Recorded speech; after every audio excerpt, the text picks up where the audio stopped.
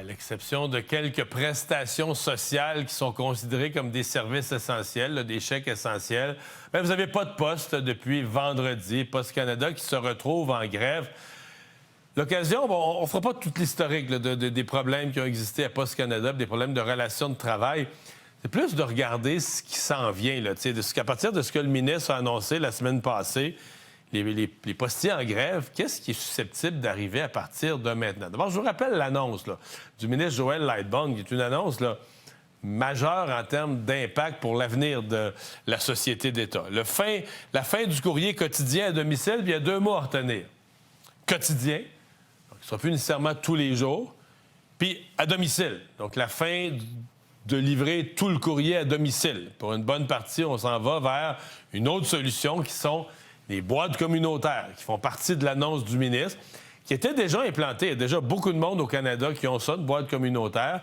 Et pour ceux qui ne l'avaient pas encore, on va migrer vers ça, on va s'en aller vers ça. Donc, le courrier ne sera plus à tous les jours, puis il va être plus à la maison, faire des boîtes communautaires. L'autre partie de l'annonce du ministre, c'est carrément la fermeture de bureaux de poste. Il y a des bureaux de poste en milieu rural, il y en a qu'on devait rénover et autres. J'ai l'impression que là, le plan est revu. On va surtout fermer des bureaux de poste en région où on dit qu'ils ne sont pas assez occupés, qu'il n'y a pas vraiment un trafic important sur place. Là, que souvent, l'employé est là avec peu de clients. Donc, mais vous imaginez un peu le genre de transformation. Joël Lightbound, le ministre de la Transformation gouvernementale, qui a appuyé évidemment son intention d'un portrait d'une hémorragie financière en disant « ça ne peut plus continuer », parle de perte d'1,5 milliard cette année. Depuis les dernières années, on perd de plus en plus d'argent. À chaque année, le trou est plus gros.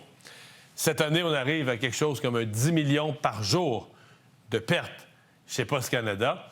Et là, quand on additionne toutes les pertes depuis... Parce qu'avant ça, Poste Canada faisait ses frais. Là. Mais depuis 2018, depuis qu'on a commencé à perdre de l'argent, à faire des déficits, on a perdu 5 milliards. Quand je dis « on », c'est forcément les contribuables. Poste Canada, ça appartient aux contribuables. Il y a juste un actionnaire, puis c'est le gouvernement, c'est nous tous. Réaction du syndicat, immédiate à l'annonce du ministre Lightbound, grève générale. On part en grève générale illimitée, on déclenche une grève. Et là, OK, là, ils sont en grève, correct. On attendait une autre offre de l'employeur. Là, on comprend qu'on n'aura pas vraiment d'autre offre de l'employeur. Parce que si on a une offre, l'employeur va devoir tenir compte là, des nouvelles visions imposées par le nouveau ministre qui dit « Moi, je veux plus que vous fassiez du trou, il faut réduire les dépenses ». Et si on ne livre plus le courrier quotidiennement partout, ça veut dire que ça va prendre moins d'employés aussi. Alors, vous voyez un peu la dynamique, là. J'essayais de regarder, c'est quoi les options?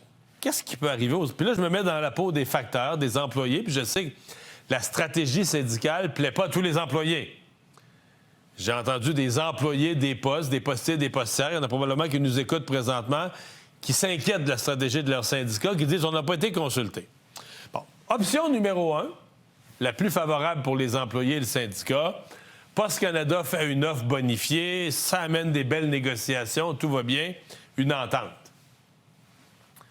Hey, je dis pas que c'est impossible. On souhaite tous des ententes, mais avouons qu'à ce moment-ci, ça paraît un peu improbable.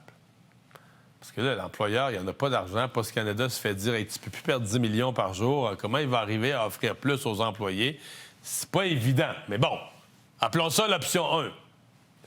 L'option 2, on a vu le gouvernement fédéral faire ça au poste, dans les avions, dans les voies ferrées, dans les transports par rail, sur rail. Article 107 du Code du travail, on force le retour au travail. C'est vrai que ça pourrait être une option. Plusieurs en doutent dans ce cas-ci. On l'a déjà fait une fois. On viendrait au point de départ. On aurait fait un tour de roue quasiment sur 8 mois. On reviendrait au point de départ. Mais c'est quand même une option. Autre option, on va une coche plus loin dans l'intervention du gouvernement. Une loi spéciale. Donc, on force le retour au travail, puis on impose des conditions. Une espèce de loi matraque. Quoique la Cour suprême, ces dernières années, a dit on ne peut plus vraiment faire ça. Le droit de grève, c'est un droit fondamental, mais quand même, pour une société d'État, une société de la couronne publique, on pourrait imaginer que le gouvernement dépose une loi, force le retour au travail, puis impose des nouvelles conditions de travail. Il y a une quatrième option. Je ne sais pas si les employés ou le syndicat l'ont imaginé, mais l'option, ils sont partis en grève.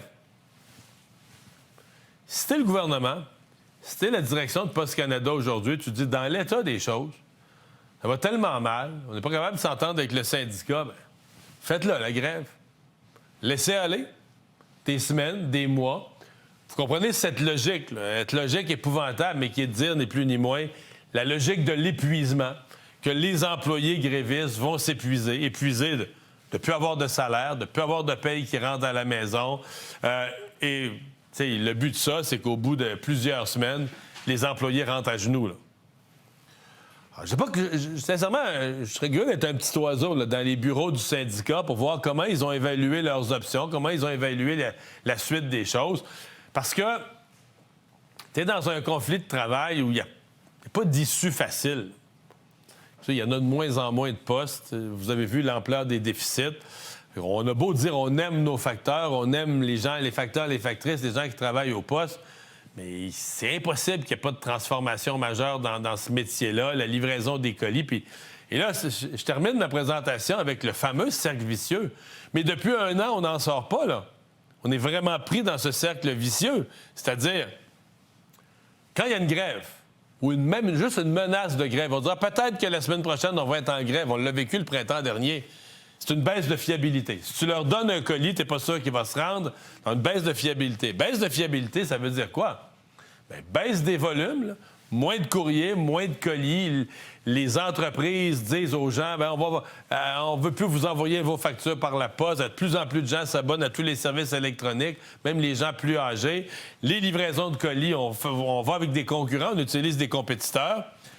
Bien, moins de volume, vous pensez quoi? Ça veut dire que la situation de Poste Canada se détériore encore, les pertes financières augmentent, on a encore moins les moyens de donner des augmentations de salaire aux employés. Alors, on est dangereusement pris là-dedans à ce moment-ci.